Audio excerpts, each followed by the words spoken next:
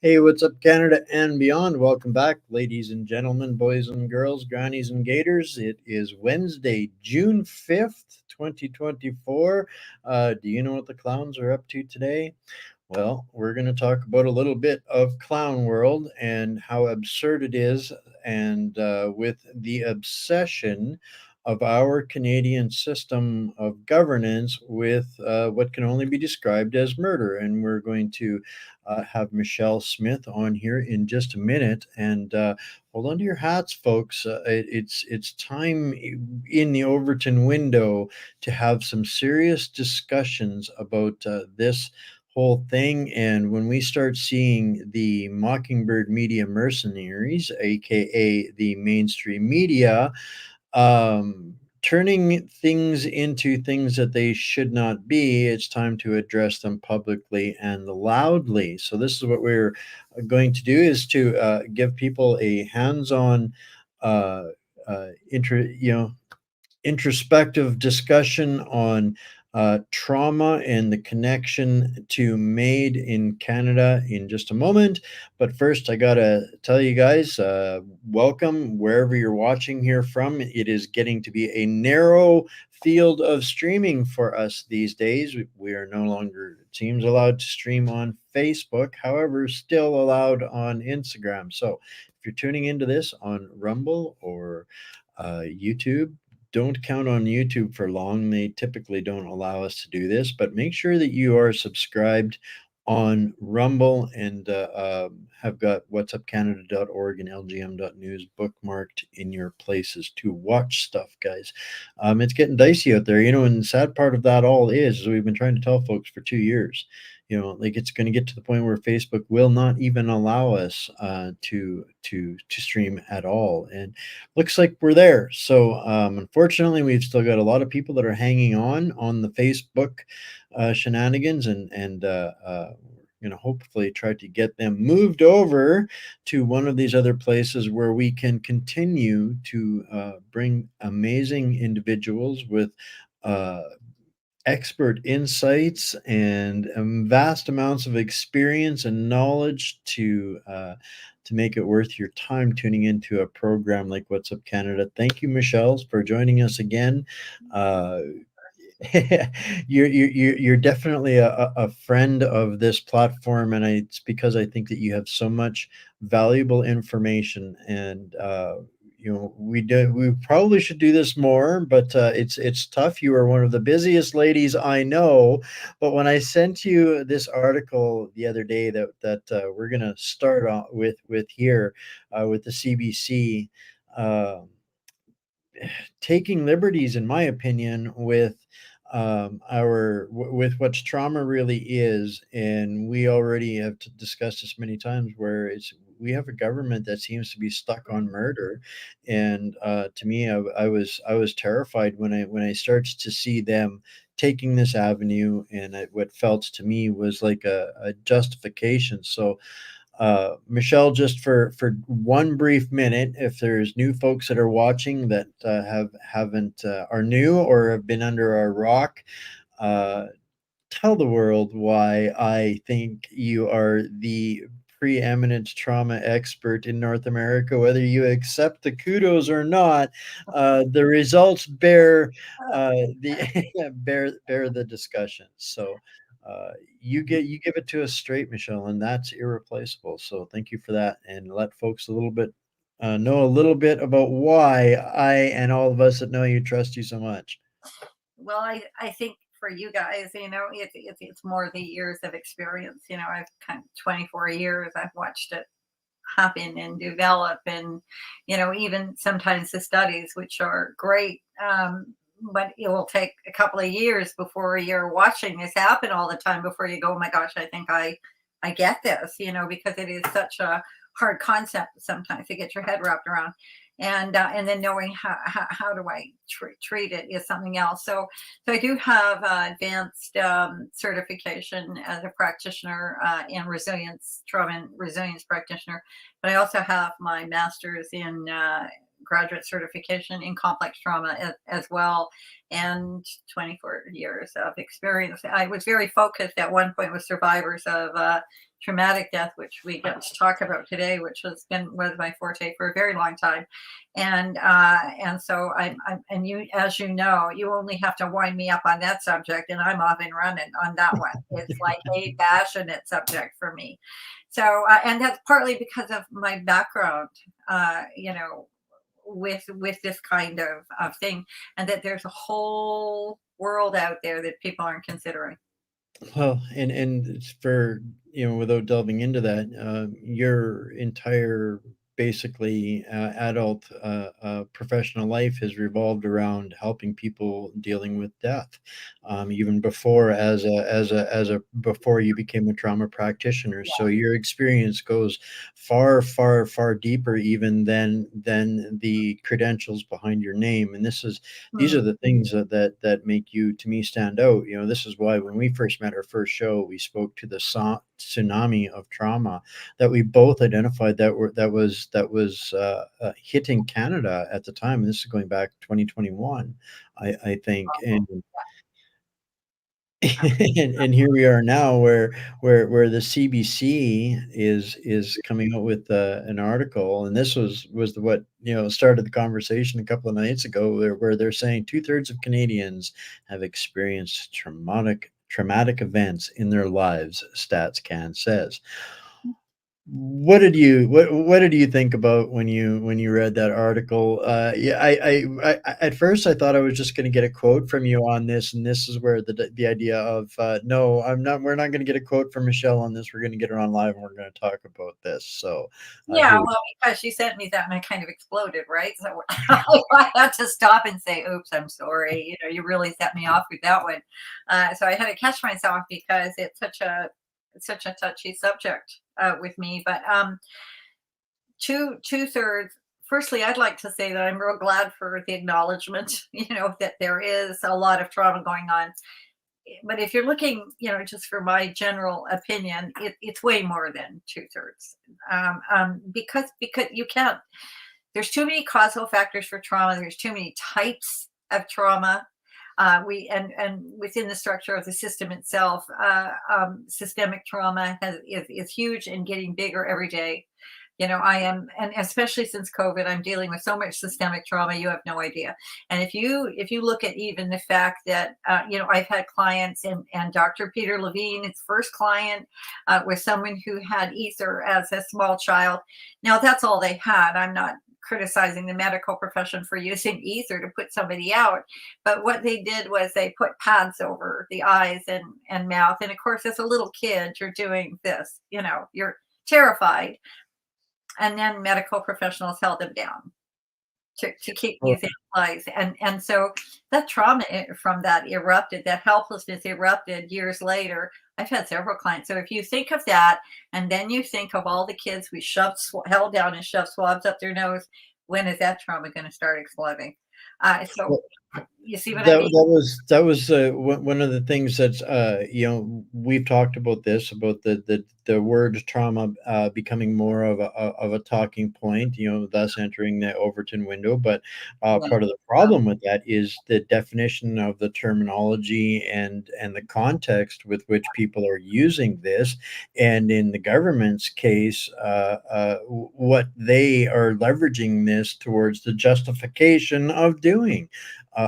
These are the things that kind of tie into the movement of this word and this problem into this area of discussion, where now if the legacy media is talking about it, we definitely need to keep an eye on the conversation. The last time they spoke to trauma, and the MAID program was in the context of using it to balance the budget. So when we start to see this come to light again, is are we moving into another set of budget measures expansions? Well, there's facets, Wayne. Like, you know, I mean, if you're looking at, let's look at first the medical doctors. Lots of really great GPs out there. great as medical doctors, but we have the entire medical field diagnosing what we call mental health issues and prescribing medication for it. Well, I heard one psychologist just recently, or perhaps he was a psychiatrist, I can't remember, say, look, 50% of those diagnoses are wrong and the other 50% are incomplete. Why? It's not their field. Right. And Exactly. so we have this happening. They all use the terminology PTSD, which is incorrect. That's incorrect. And so everything gets lumped under PTSD. Well, PTSD is really has more to do with longevity than anything else. Trauma itself doesn't mean if somebody hasn't gone on to develop full blown PTSD does not in any way make their symptoms any less. It just means they haven't developed a full blown PTSD. So not everybody who suffers a trauma goes on to develop PTSD. In fact, most people don't. And so that's not correct either. But that's okay. They want to lump everything under PTSD. That's fine, but then we have diagnoses, like when we talk about diagnoses in the DSM, that I personally believe, it's my personal opinion, most of those DSM disorders are not diseases within themselves, they're trauma symptoms. So, for example, you can't tell the difference between a kid with ADHD and a traumatized one. Bipolar, which is a really common sort of thing, especially if someone comes and says, I've already had a diagnosis of PTSD." I'll say, who'd you get that from? They'll say my GP, and I'll say, oh yeah, what else? Because there's always a what else. Now it's bipolar. Well, how many times has bipolar actually been misdiagnosed when it's actually emotional dysregulation due to trauma? So we have this whole thing that look, nobody wants to stay in their own lane here. Like even the teachers, are they psychologists? Are they not that they are entirely at fault because they don't write the curriculum? I want to make that clear. A lot of teachers you're singing to the choir here, but they don't write that curriculum. But neither are they psychologists or experts in child sexuality. And most of that stuff was started with Kinsey, who was the biggest pervert that ever lived. We have people not staying. The government, giving kids free drugs. What are they? Are they Well, addiction this counselors? this is what frightens me so much about this is where we have people that are unqualified, that it is not of their field, is not their lane, but they are issuing scripts thinking that they can prescribe cures for trauma. And I'm seeing this not just, not pointing any fingers at anybody, but it just is as a desperation response to a lack of accurate reflective knowledge and data and expertise within the system. And so we have this mental health system that is moving towards the pharma cure all for everything. They can do it with something like that, and it's creating a multiplying effect is my observation. Well, you're exactly right on that, and I'm going to stick my neck out here and tell you what I believe. You cannot medicate a fear reaction stuck in your nervous system away. You cannot. No. So get over that. Like they may say, well, yeah, but you might be depressed too. You might so maybe they're trying to treat symptomology. Well, I have yet had a client. You know how many clients come through my door that says I've tried every medication. Look, it's never increased their standard of living. It has never. It has never ever helped them to deal with life. But like none of that. Why? Because the problem is still there. Right. And so you have, again, look, a client said to me the other day, she said, well, I did some screening on her, and she said, well, can you see me early? Because I'd like to know if there's any other diagnoses other than this. And I chuckled. I said, any other diagnoses? And she said, yeah. I said, well, it's not a matter of how many diagnoses it's a matter of where on the It's spectrum. the manufactured expectation. People I are expecting multiple diagnosis, I multiple know prescriptions, multiple, Band-Aids, how for sad. an How instant remedy, an instant cure, sad. an easy button, Correct. and this is where articles like this CBC article are so dangerous because that's exactly what they manufacture. Well, to tell people that amount of trauma, why is that amount of trauma out there? What are they doing about it? What do you understand about trauma? Because most people don't understand a darn thing about it. And that's not a criticism. Look, it's hard for anybody. It was hard for me until I started seeing it happen, and I'm going, oh my gosh, So it's difficult. So training is and proper care is everything. So it's all plus the fact that you take our history and you know you look at all the systemic trauma since the Cold War. It can't possibly be two-thirds. And then you look at what happened with COVID. In my opinion, it's not two-thirds. Um, Also, when you talk about the diagnosis, Wayne, you have people like Dr. Peter Bregan, and he's really, just an amazing Harvard trained psychiatrist, and he will tell you straight out. He will say, "Look, you know what? There is nothing to test for chemical imbalance. That's it. Who pulled that out of thin air? There's no blood test you can take. There's nothing that can say that that even exists, and there's no lifetime study. So when you get these labels put on you and you're going to be sick for the rest of your life because this is what you have, there's no study supporting that whatsoever. What if it's all trauma and none of it's incurable? You know, what then? And that's personally what I believe. And I've seen it often. It's really just where are you on the spectrum of things? Because everything's on a spectrum, and that's it's not a matter of diagnoses. It's those are symptoms. I don't care about the symptoms. We'll deal with the symptoms. Where are you on the spectrum of trauma? And That's my number one identifier when I'm talking with people that I don't know anymore is that's what I'm looking for is where are you on the spectrum of trauma and misinformation and disinformation and that's where I'm looking for my engagement point at this point, and it's kind of built into me now at this point. It doesn't matter whether it's people that consider themselves awake or woke, or awake or informed, or educated. Sooner or later, I come to find that threshold of where they're at, and from there I can discuss with them to move forward. But that's become my standard issue benchmark now. Where are you on the trauma why spectrum? why? Because you will have people who are actually high functioning, but the Yeah, trauma is manipulating them in various areas. They're avoiding and so on. So you have that, and then as you're going up this spectrum, you have people who are completely incapacitated by it,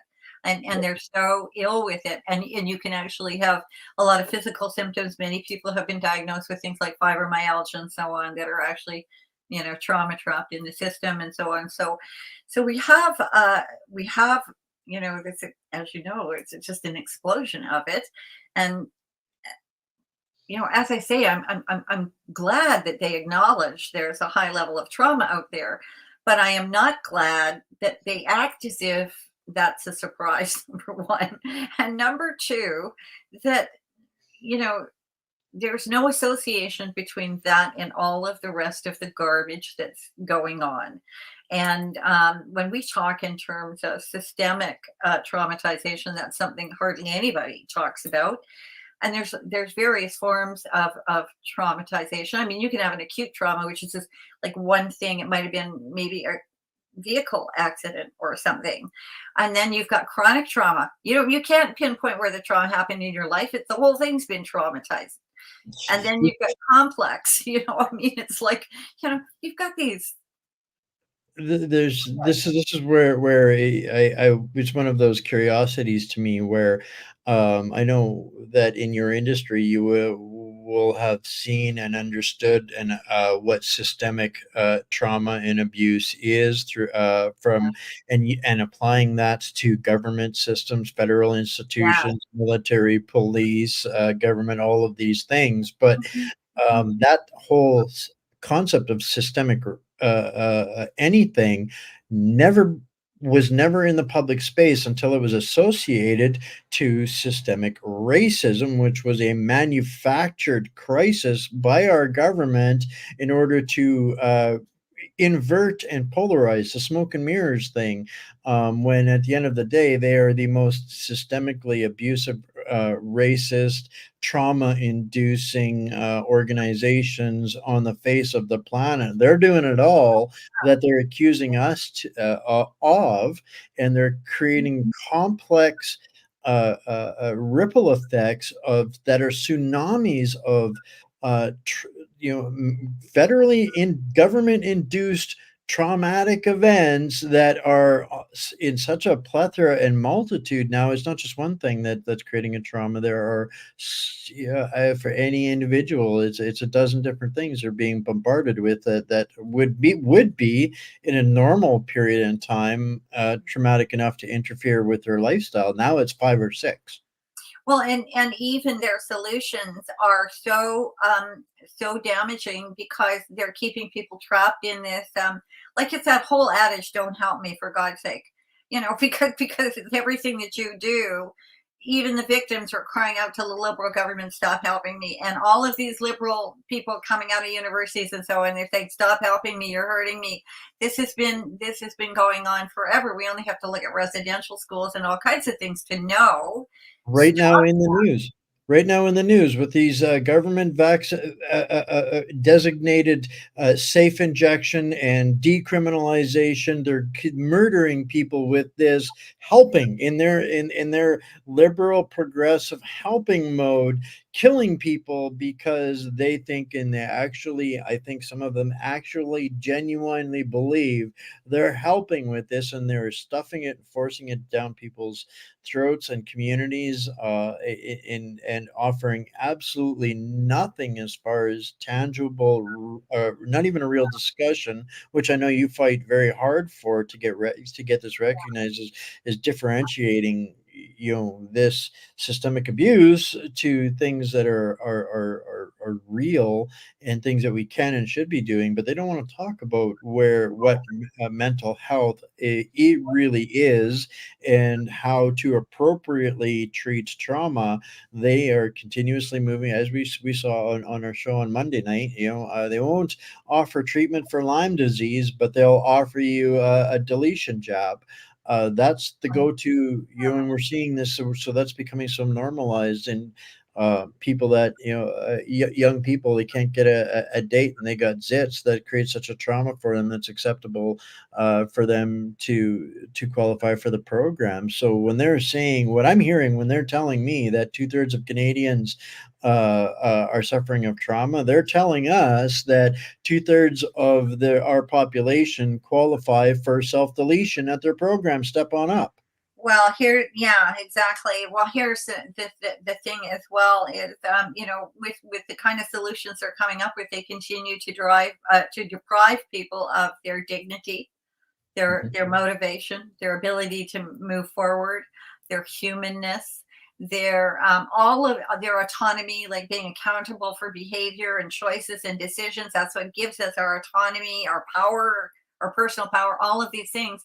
They're depriving them of it, and they continue to deprive them of it. This is not a solution for anybody. You're depriving people of their humanity, their dignity, and so on. And so those, by simply saying, well, if somebody's a drug addict, let's just give them drugs. Wow. you know, Yeah. I like the whole idea of these types of things as a solution. I keep wondering who came up with that. Whose idea was that? Because you're keeping them in a cycle of they are. When I passed a poor guy today on the way in to do some work, and I he said homeless, not help, not hopeless. That was his sign, and I thought, you know what, you're right. You are homeless, That, but that, you're not hopeless. that's and that only magnifies and quantifies exactly what we're seeing happening on a national level, where they are destroying the economy and people's ability to live. 2 years ago, Canada already had the fastest growing rate of homelessness in the entire G20. That has only exponentially exploded.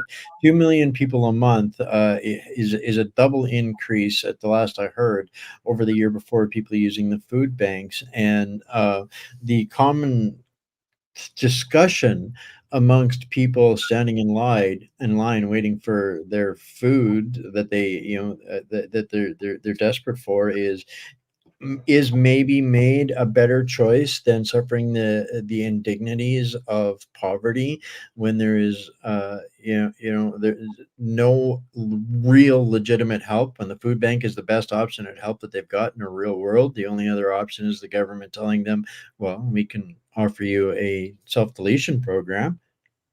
They're manifesting this. They're creating a level of hopelessness,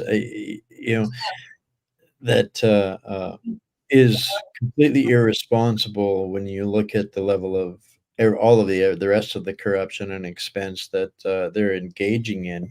Yeah. Um, these things, they all fall into, without getting into the conspiracies behind this. When people understood the deeper side of the UNSDA and the agreements that they're agreeing to with all of this, and the transition to a pharma economy, and comply or you are uh, we are so close to the even far greater atrocities, I think, than what the worst regimes in history have achieved. And when they have, this is again comes back to the normalization of taking yourself out, where anything is a good reason and an excuse to delete yourself, for whether it's to save the planet or to hypothetically donate your organ to save somebody, because that is, they don't want to treat you. This justification for murder.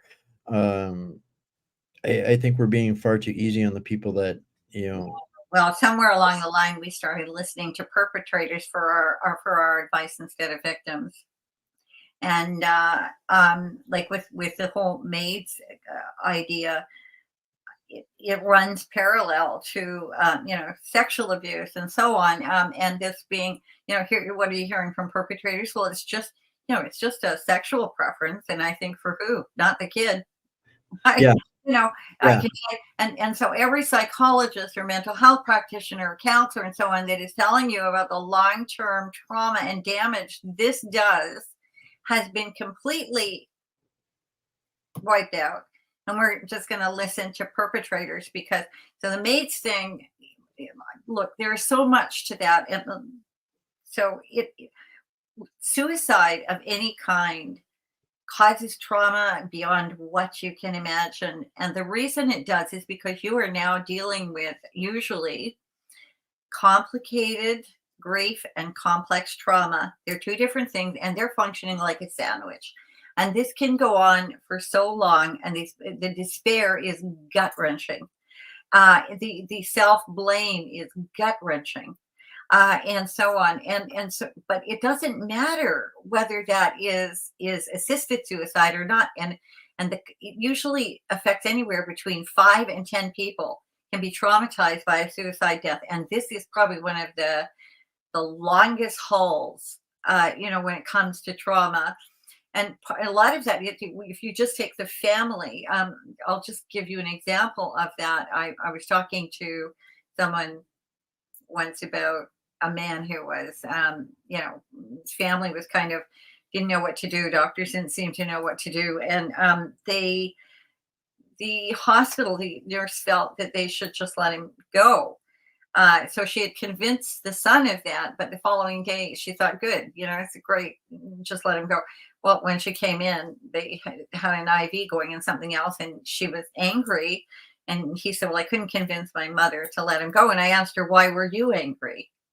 Well, they should have just let him go. And I said, look, you know what?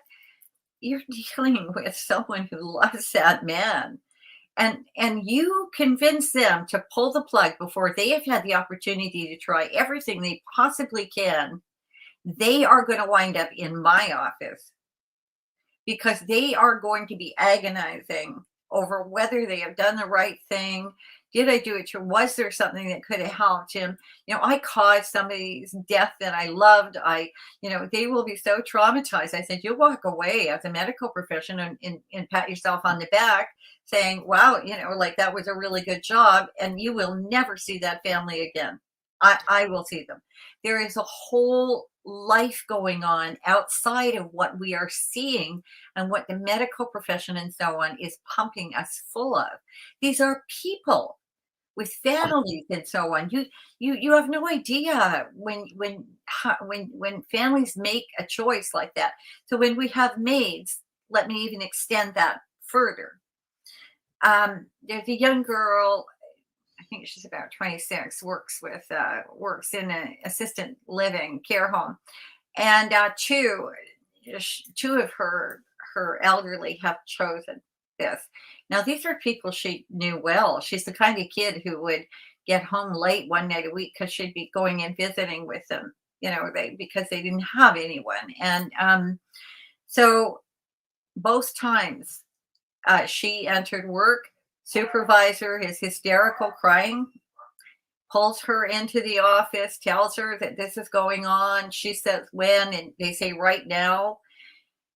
All she can do is sit there completely helpless, knowing that somebody that she knows and cares about is being assisted with dying. And she's sitting there knowing it's happening and she's completely helpless to do anything about it.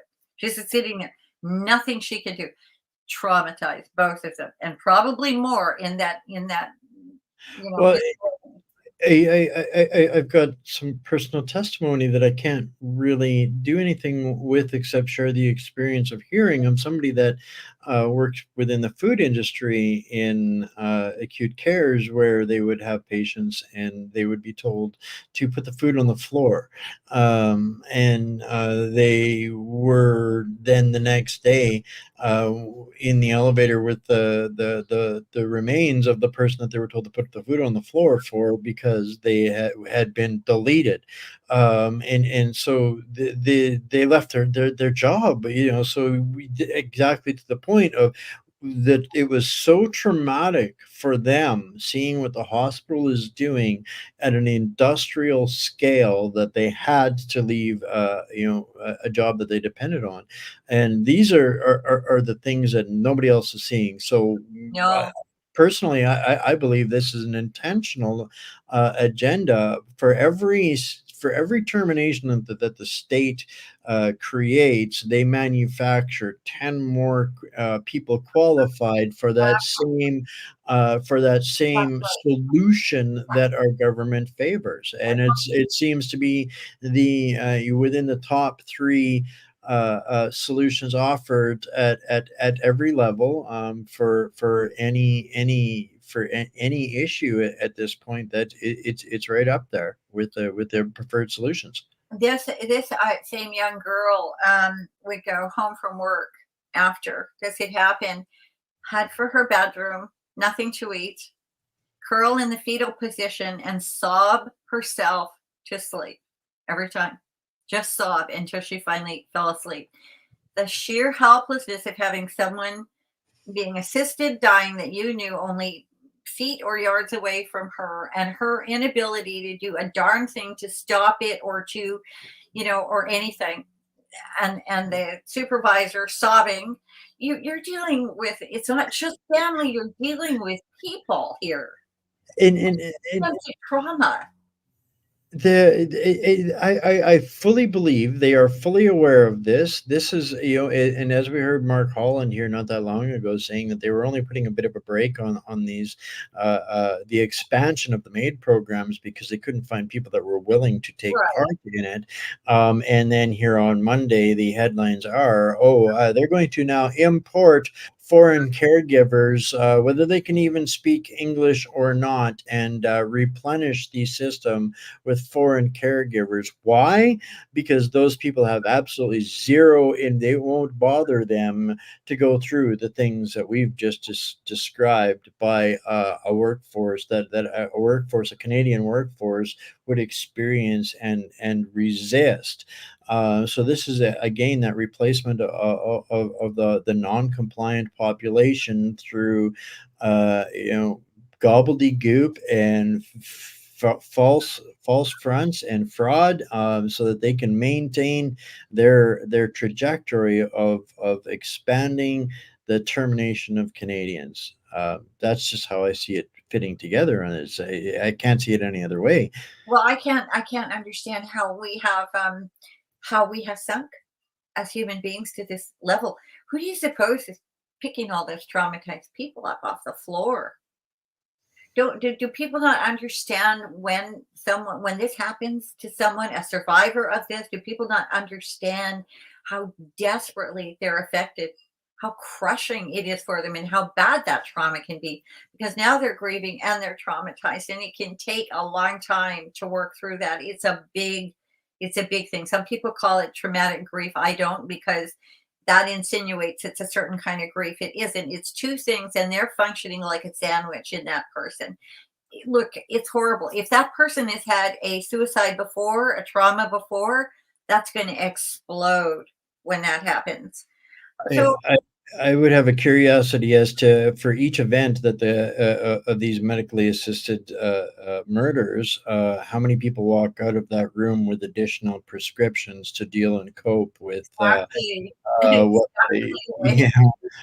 What are There's we, likely a room full of people gathering there at the end of the event, and how many of them are walking out the door with some sort of artificial coping mechanism? So they have, boom, hit the jackpot on more clientele. and what are we planning on doing? Are we planning on euthanizing the whole works we've just traumatized? How can I know, excuse me, I can hear my dog in here and I need to, ouch, his chain scratches along the floor, drives me crazy. um, Sorry. um, we don't see past the what we're being fed in terms of work worldviews, medical worldviews, government worldviews, this kind of thing. We're not seeing past that. We're not seeing past into families and homes and relationships and love and caring and what happens to these people. Um, and again, there's never been any mention of any of that. It's shocking that nobody has mentioned what happens to these survivors of this. Right. They only carry on patting themselves in the back that they come just, how in God's name did we ever sink to the point where we thought that ending someone's life was a good solution, Well, to anything? that's the, right, the ultimate inevitable end conclusion to the war on the nuclear family and our culture and our Yeah, faith. yeah. That, and I think you and I have talked about this probably in privately. Mhm. Um, with when it comes to that, I think that plays a huge part in it. I don't think that this is something that the Islamic faith exactly runs to fill the quotas for, or any other faith.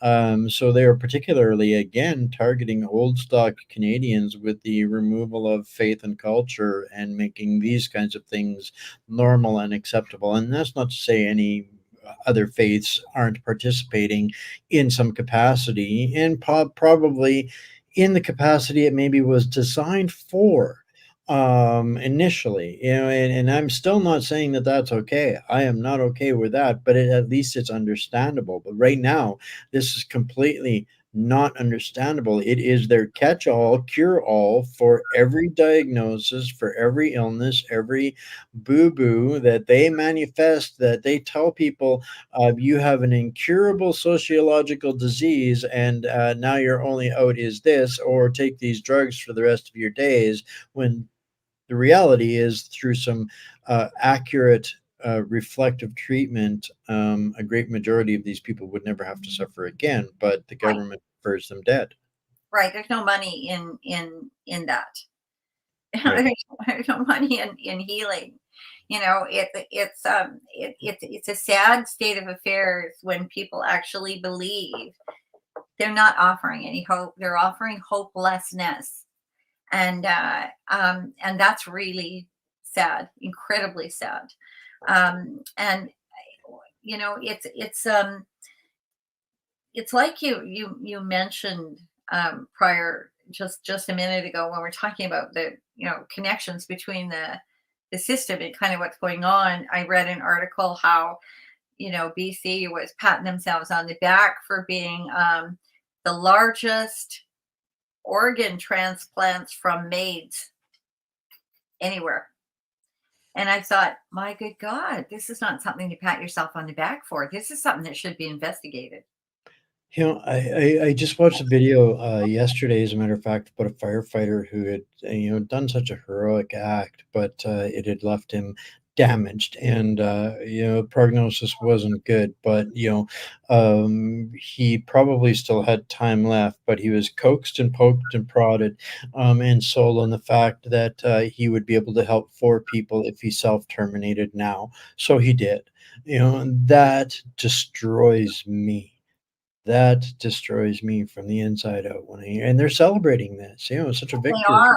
Such a They are victory. celebrating. And you could think of it, and they said right in this article, well, people feel good about the fact that they can kind of live on helping other people. I thought, oh my God, is this what you're offering people? Like how manipulative. And they're doing they said that places like BC Transplant and so on are actually doing seminars about this. Like I just want to sit down and cry. I absolutely am horrified.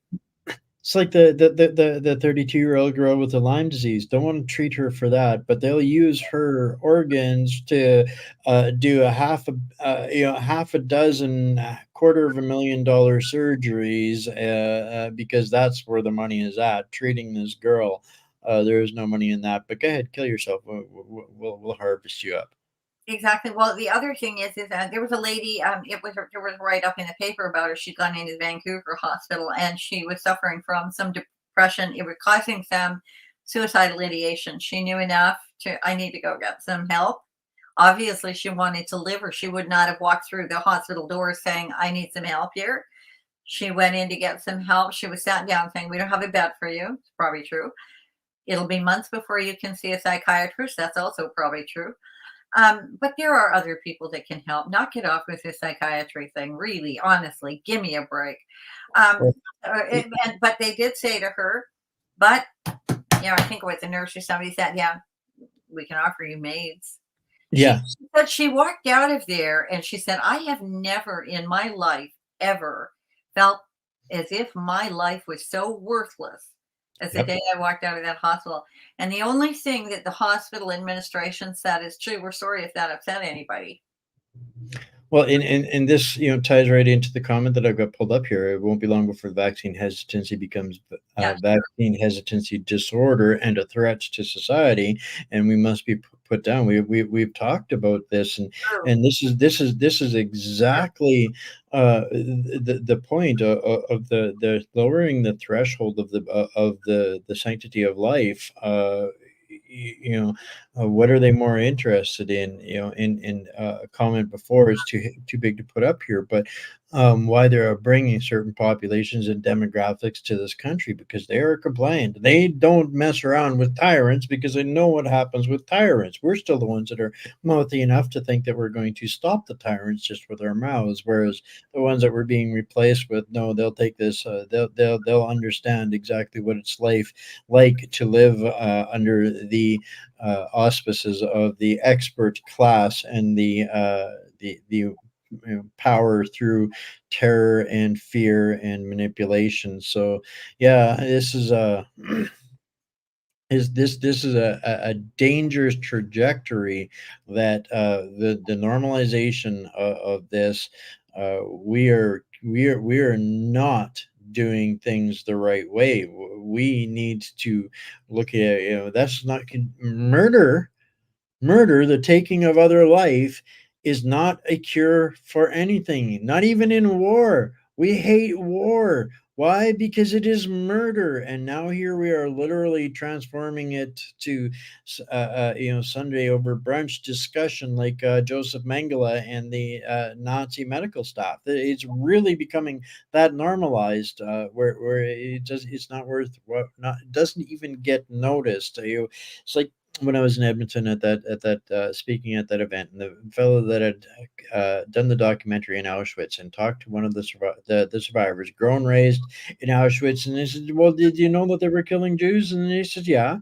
We knew by the color of the smoke and the smell. Well, you didn't do anything about it. Well, we needed our jobs, and we are literally right there where the gas chambers have become the injection sites, and our countries and nations are squabbling over who's going to get control of the next bioweapons programs that they can use these kinds of population controls. And if we don't comply, we'll just be replaced.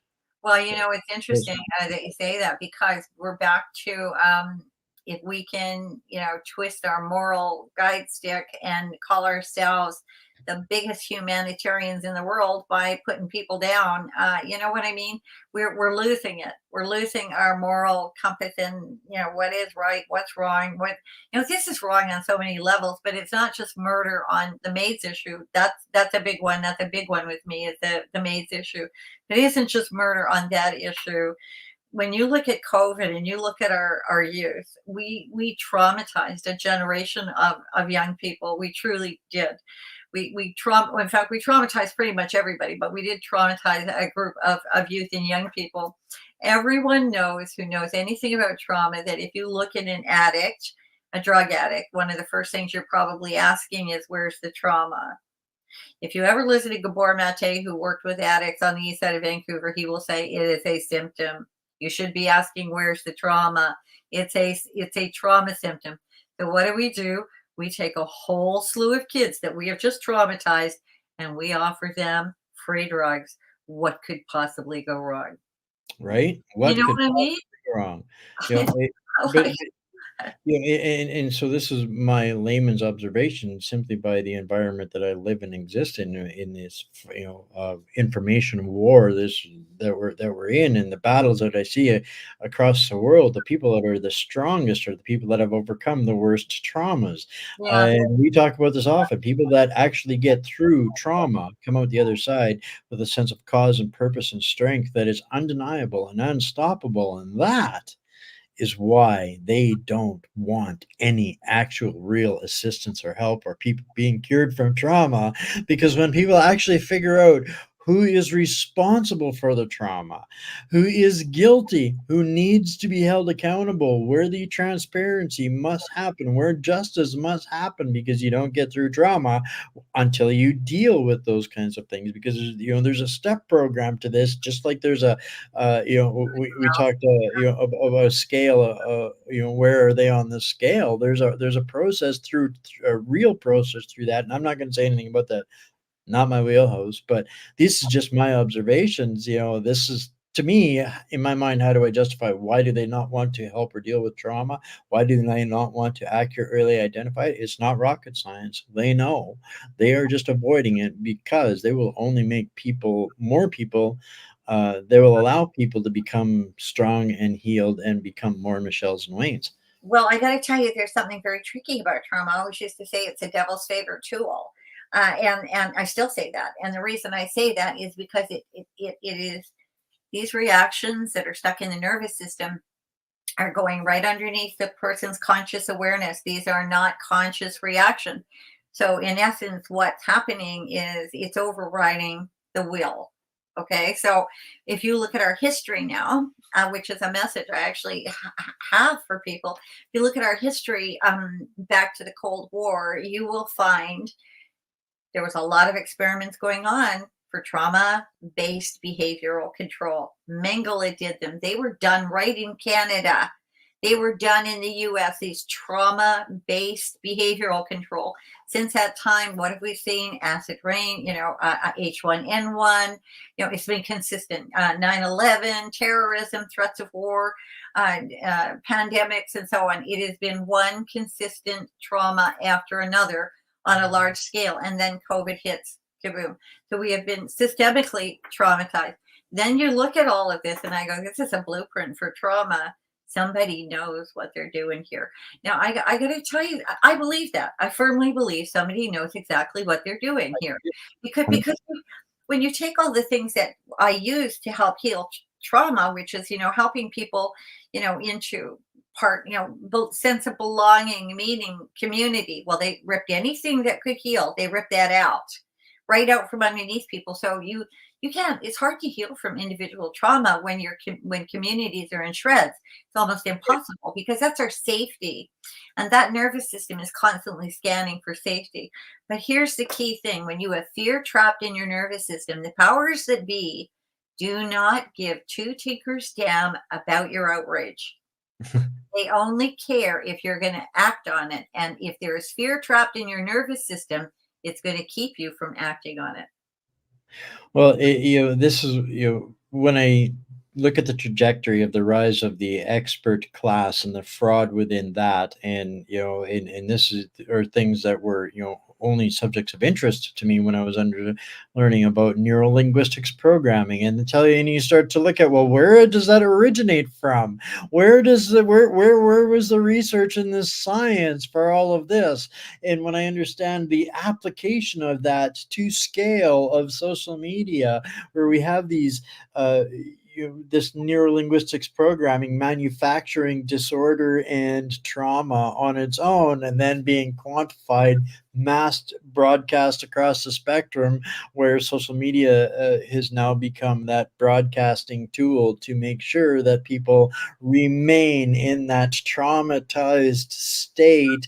Anytime you are plugged into any form of mainstream content or political narrative, it is there to reinforce exactly that, the linguistics that they are using within all of that. And I'm just a dummy, but through repetition and understanding of it within this warfare, I see this. And so it's really, when I'm going through that scale of where people are on the scale, that's the point of understanding where they are understanding where the language is still hitting them, and Mhm. how we can try to address things in a way that snaps that satanic lullaby, because that's what I call it, the satanic lullaby. And we've become to these accustomed to these little shots of dopamine that are triggered, good, bad, or otherwise, through the moral outrage. They control us through the moral outrage, the shell shock, to direct us in the directions that they want to go. Exactly. Well, one of the first things I usually tell my traumatized clients is, well, just, there's nothing wrong with your head. Let's get that straight. Right? You're not crazy. You're not crazy. This has nothing to do with your brain or your head. Nothing. But I had one guy tell me, well, I couldn't find any help here, and he went 5 years through all the medical stuff that they were diagnosing him with and throwing him in the hospital, and medication. Finally, after 5 years, he finds out he's suffering from trauma. He flies all the way to the UK to get some help, and before he found me, and in 3 or 4 months time, he's already on the road to recovery in a big way. Like, we um we can't we can't ignore this anymore, Wayne. And people need to know that even if they don't really understand or don't feel, there's fear trapped in your system, fear not gone full cycle and coming out in an action when it's trapped there is going to keep you from actually acting on what you know to be right. So turning that fear into, into some fighting for what's right, and getting some proper care is really essential, because they don't care about our outrage.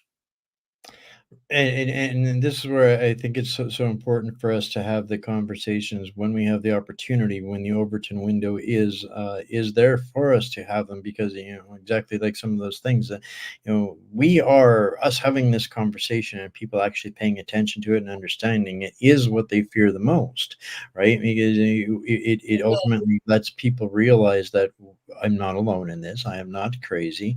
There is, what they're telling me is the cure and the solution and the direction doesn't necessarily have to be the case. And there is some place that they can start, to have a more calming, comforting sense of at least being able to look, the helplessness of not even having an understanding, is where we make the break the ice of that satanic lullaby. And like common here, the Marxist media, this what they endeavor to continue to pump out, that regular scheduled programming, to keep those neurolinguistics triggers rolling, and why they fear us so much that they must censor shows like this and discussions like this on every darn platform, under the fear of threat and abuse Yeah. and that's again another trigger. They want you to feel like they're going to come into your living room and lock you up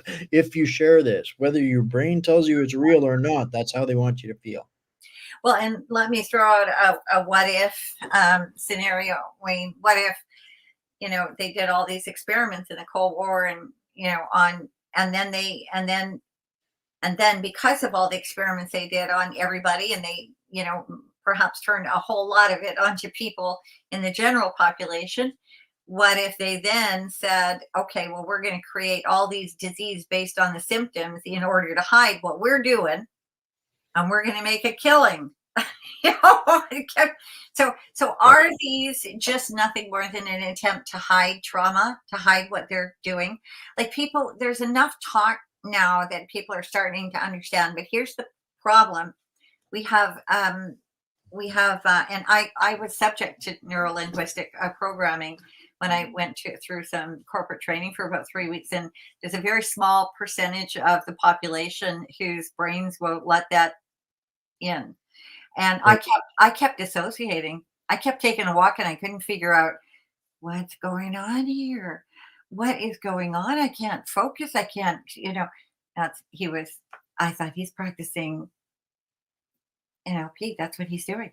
And that's exactly what he was doing on these managers, for 3 weeks.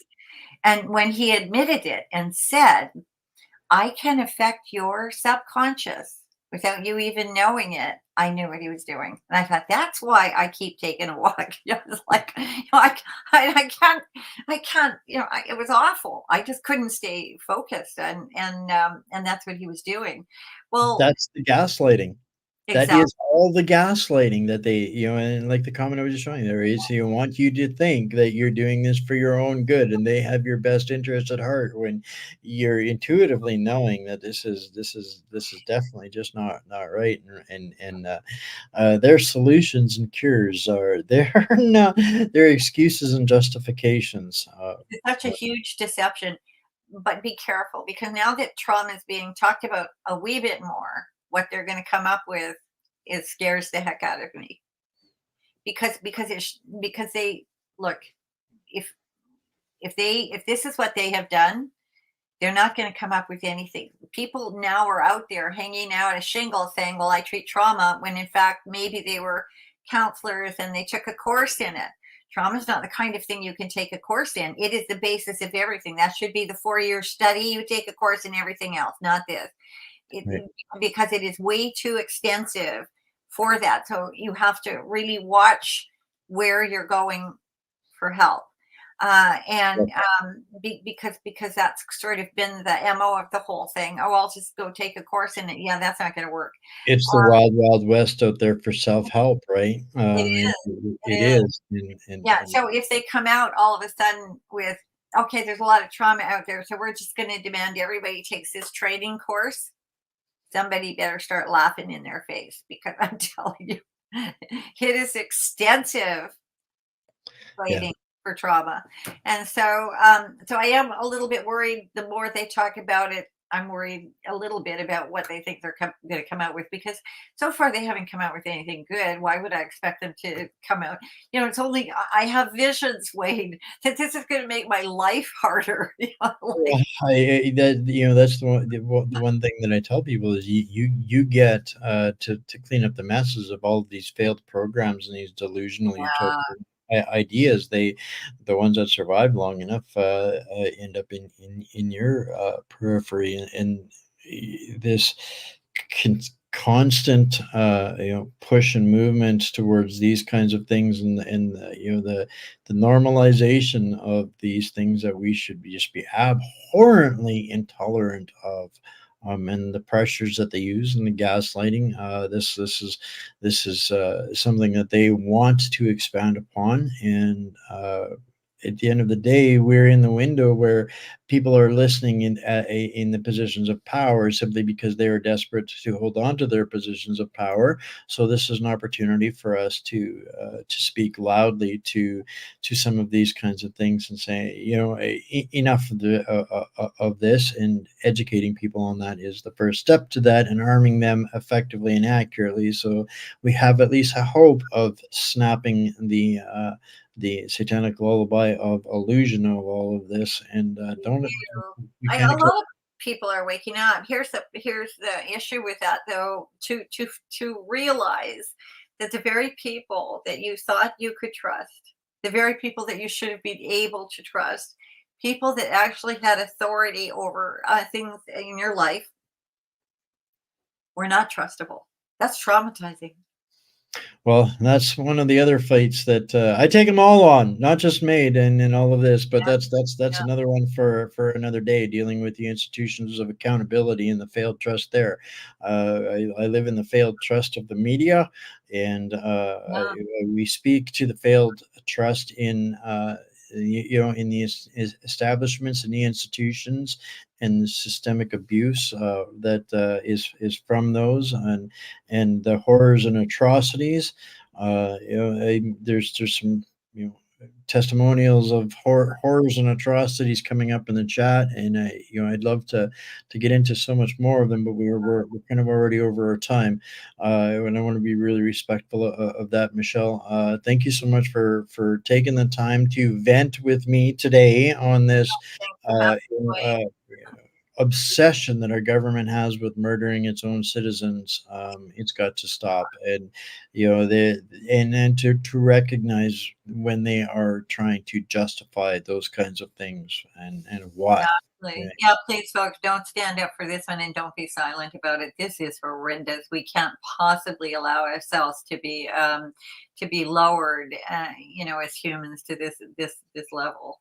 The further they disconnect us from our communities and our families and our faiths and our culture and our society, the Yeah. easier it is for them to prey upon us with these stop the suffering solutions. So Have you got people, Wayne, that are putting comments in that they're suffering at all? yeah, there are people that are going through stuff for sure. Yeah, well, I see that a lot, when I have come on an interview, and I'm so sorry. You really need to get in touch with someone who can help you through it. And if they're first, and my rule of thumb would be, if the first thing they do is offer you a prescription, that's probably not the help you need. Keep looking. Most definitely not. Don't don't go there. Don't go there. So, you're welcome. I know you had another article, but sometime we can discuss. That's actually on where all of the our education system sexual stuff came from, and she's quite an amazing lady. So maybe we can talk about that some other time. She's Well, that'll fit in. I was putting some stuff together on Soji and some of that too. So yeah, we'll she's quite we'll get amazing. back to talk about that one real soon, Michelle. So Okay. uh, thank you for so much for taking take being brave enough to do and have these kinds of discussions with me when I think that they're necessary, or you. So. Uh, Well, it's better than you saying something to me and me screaming at you on the phone, Wade. That's all. Well, that happens a lot, where I'll bring up something, or you'll call me about something, and it's like I'm thinking later, was that we should have recorded that. So we did tonight. So again, thank you so much, Michelle, and Thanks, Wayne. we'll Talk see you again talk to you. real soon. All right, guys. That was Michelle Smith. One of the people I look up to most when it comes to actually making a physical difference one on one. That lady is a hero, in every definition of the term that you can think about it. So if you guys have kind of noticed, we're getting back to a regular scheduled programming, 6 o'clock Central, Monday to Friday. And tomorrow, I've got a bit of a preview for what we're going to be digging into tomorrow. We're going to be talking a little bit more in depth, pulling back some of the layers of the Ukraine Russia World War III fiasco. Uh, wow, guys, there's a lot more going on than what meets the eye, and definitely not what the legacy media is telling you about. And I know I've been kind of teasing a little bit about another foreign meddling and interference organization.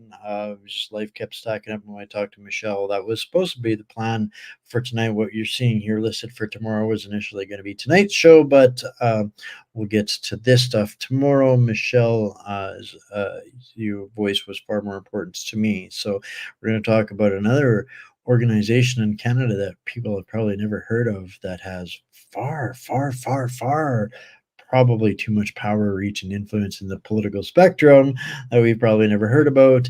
We're going to talk about some of the attempts, poor attempts by some individuals to intimidate me into taking part in their initiative, whatever it might be.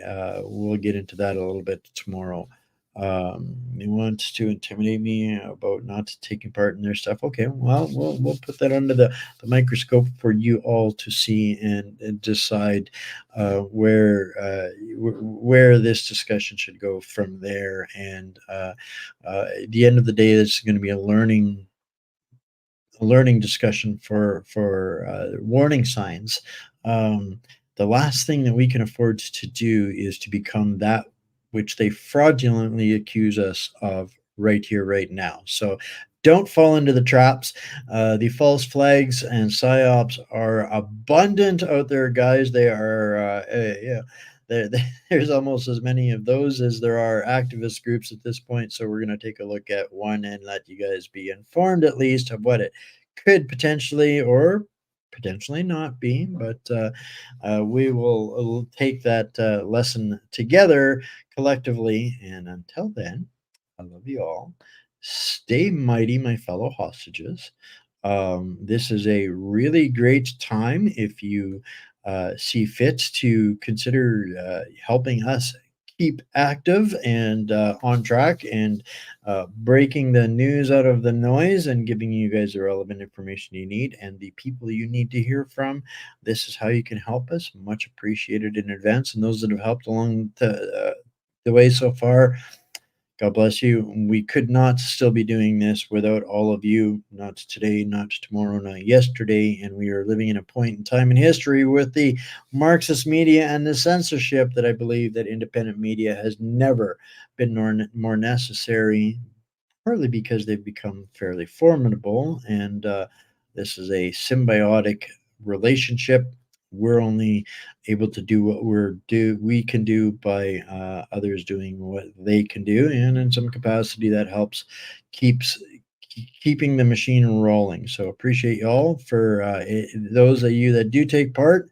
And if you're looking at anything else on how to defund the cabal, we will show you a little bit of a play out clip on that. That is one of my favorite subjects to discuss. If you want to join us in a group discussion on that one day coming up soon, we'll come up with a date for that. So I love you all. Stay Canadian, stay mighty, stay strong, my fellow hostages, and we will see you same time, same place, 6 p.m. Central tomorrow.